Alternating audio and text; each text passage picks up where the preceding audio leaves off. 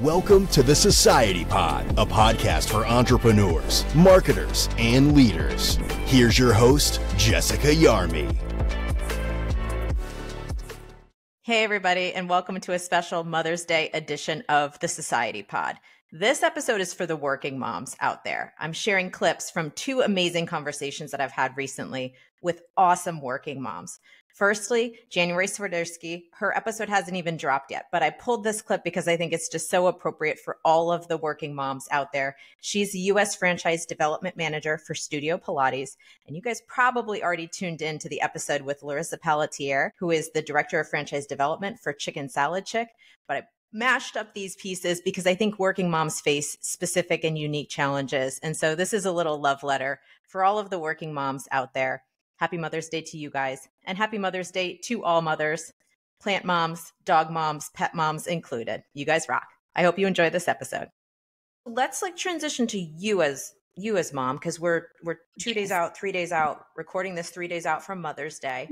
So how are you celebrating Mother's Day, and how do you juggle mom life and work life? Really, the work-life balance, I have to say, is so manageable because I do work from home. Obviously, because we are headquartered in Brisbane, I think we eventually will have an actual space, headquarters here in the US, likely in Dallas eventually. But it's nice because I am that mom that's at tennis practice on my computer sending emails and then also cheering on my daughter, or I'll block my calendar because I've got to go cheer my son on for a cross-country race. And I do hop on a Saturday and get some emails out, or because our brand is based in Australia, hey, Sunday night at 6:30, our team meeting is happening. It's 9:30 a.m. on Monday in Australia. So I am hopping on. I take calls from my work phone as I'm driving. It's really multitasking, but I wouldn't have it any other way because I love to stay busy. Do your kids understand franchising? Oh, do they? Yes. They really do. They love it. They actually are the biggest brand ambassadors for whichever brand I work for. They love it. I think it's just so fascinating because kids in school learn such strange things. If you really connect the fact that we're still teaching handwriting and yet they're 8 years old and coding, so they know HTML and school's teaching them cursive. It's so crazy. Yeah. But I love how they learn and catch on to what I didn't intentionally teach my son franchising, but it's through osmosis. He knows exactly what's going on. He understands the game. He knows certain businesses are franchised. And it's just so fascinating because I never set out to try to coach any of that. But then here he is, a little franchising expert. But what a gift. You know what I mean? What a gift to give to your son without even intentionally giving it. We're providers. We are, caretakers, and we teach them what we think they should know. But at the end of the day, they are going to be watching it. They watch it. I think that is so valuable just to set that example, and how amazing, that our children get to see us in this space and get to learn about it, because not many kids do necessarily. So it's something that they can. And I truly think that franchising should have a larger space in the college world, in just education. Not everybody wants to go and spend hundreds of thousands of dollars on getting a degree that they probably won't use. There is another route. And I think, entrepreneurship and also franchising could be that route for a lot of people. I agree. I think the opportunity for kids coming out of college, or even just not going to college, this is going to be the generation that doesn't go. My son's 13, your son's 13. So they have 5 years to decide if they have a career path that speaks to their soul, or they're going to commit to, continuing their education in college.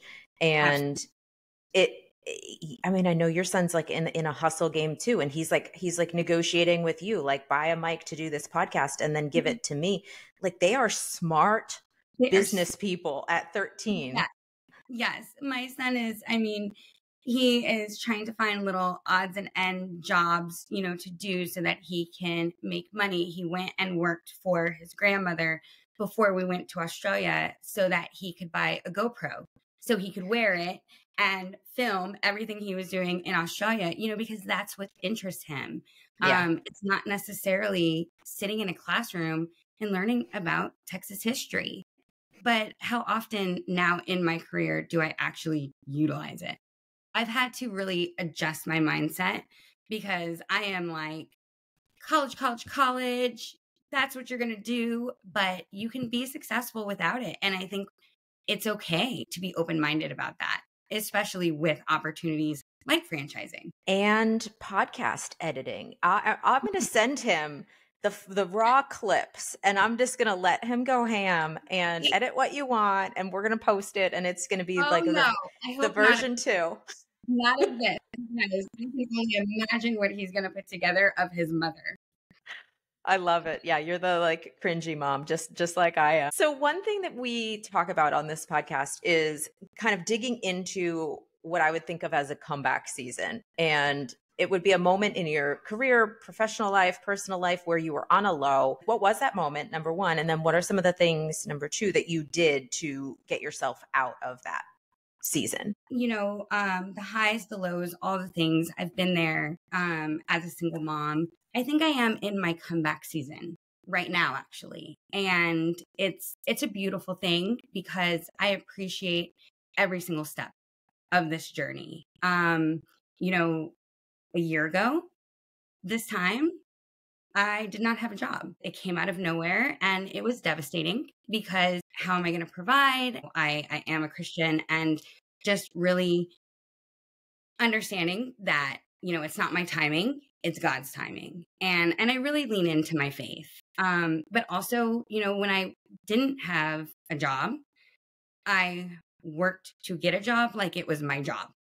So I was very diligent. I made it to where my kids had absolutely no clue, even to this day. So don't send London this clip. But even to this day, they didn't know what happened. And I just worked to get work. And one thing was I wasn't going to settle because I feel like everything happens for a reason. It was a good thing for my growth. It was a good thing for the progression of my career. One thing I always am very intentional not to do is to become complacent. We get comfortable and we just coast. And I love to learn. I love to grow. I always want to I want to look back a year from now and say, oh my gosh, look where we're at. So I think sometimes you need a nudge. Boy, did I get that nudge. I've landed with this brand and it has been such a blessing.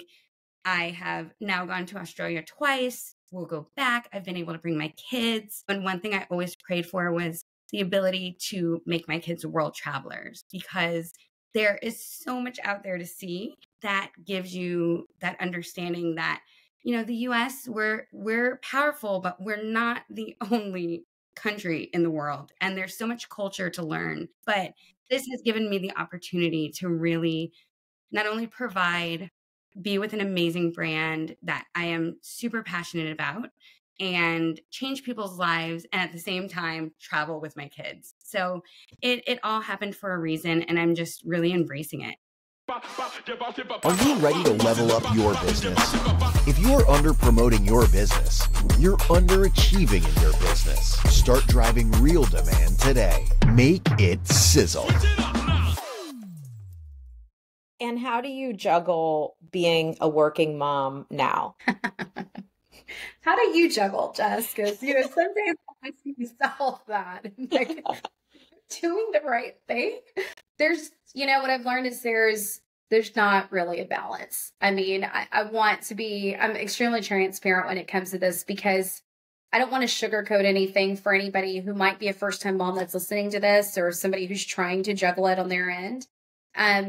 I always say, listen, you have a mom bucket and you have your work bucket. And if I'm doing really well at work and my work bucket's full, I feel like I'm not doing enough as a mom. And every mom that I've chatted with, they resonate with that because it's that internal guilt that you have. But for me, at the end of the day, my son recognizes that Mama is a hard worker and she is going to show up. And when I'm there for him, I'm like, okay, work is off. I'm putting my laptop up. I'm going to stop checking emails. Like my main focus is on you. So I've just tried to be more intentional with my time and my presence with my son and really make sure that I can stop and turn it off.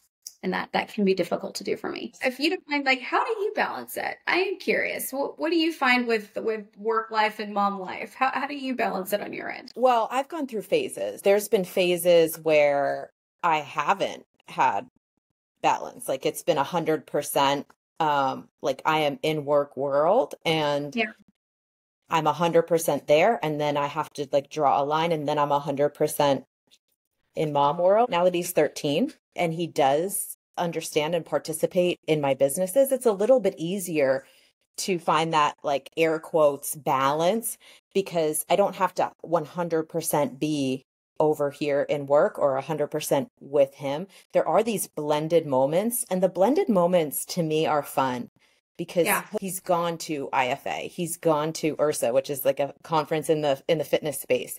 And he knows to hand out first class free flyers. Like he knows to approach people and like, and push it to them. Not like, do you want a first class free? But he's like, here, take a first class, it's free. Like, so he's done those things and those moments have been fun because you never feel totally fulfilled in either bucket. But when you're in those moments where you're kind of doing both buckets, it's the closest you can get to like, look, I'm doing a mom thing right now and I'm also doing a business thing. And now yeah, exactly. And so now as I'm doing this marketing agency thing on the side of a fitness thing, he's in the marketing thing with me, building things and editing things. It's been fun to be technically his first job was working for me at my marketing agency. And it's awesome. And it's possible that if I build it well enough and stable enough and long-term enough that one day it's his, which would just be a whole different like mind craziness. Well, I will, train Hunter in franchise development. I'll send him over to your house. You'll switch your set over here. We'll make sure that they fully understand franchising. Top to bottom. That's awesome. I'm glad that you're able to do that. Hunter can recognize different, franchisors as we'll play a game of like, is that a franchisor? And that's fun as we're driving down the road and he's looking at McDonald's, is he looking at Chick-fil-A and you name it. But that's fun. So I'm glad you're able to do that. It's never 100%. I mean, for me, it's like, I never feel fulfilled one way or another. So it's still something I'm trying to learn. And there's no one right way to do it. Each solve is going to be different for everybody. And I always hesitate to share some of my details with people because the way that I do it is totally unrealistic for most people. Like I have a ex-husband who's super involved and super supportive and he carries a majority of the parenting weight because he's just an awesome parent. And so where I say like, okay, I live in Dallas, but I commute out to California to work at Club Pilates from Monday through Thursday. And then I come back and I be a parent. Most people cannot get away with that. It's hard to share those details sometimes because it is the reality of like how I do what I do, but it's also not a reality that most people can get to. And then you just start to feel more guilt and shame about your own setup. And I think the idea is just to not feel guilty at all. Like we are all just out here doing the best that we can. And how it is today for you might be different than how it is tomorrow for you. Like your situation's going to change, like things are going to evolve.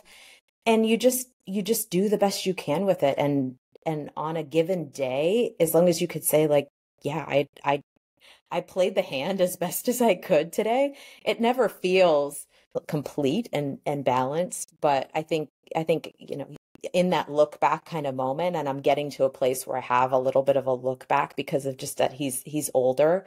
Right. I think he remembers things.